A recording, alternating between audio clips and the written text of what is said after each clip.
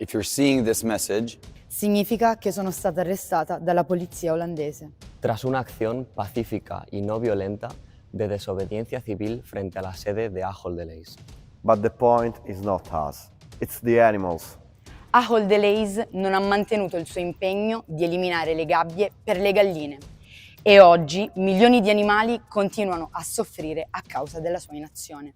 After the first civil disobedience action on November 26, we came back because this company keeps stalling while animals suffer in its supply chain. If Ahold Delhaize thinks it can fool us, it's wrong. It's time to stop the lies, the delays and the excuses and do the right thing. Los activistas de igualdad animal no pararemos hasta que Ahold Delhaize cumpla su promesa. Please help animals by sharing this video. And if you can, support animal equality activists in this fight for justice.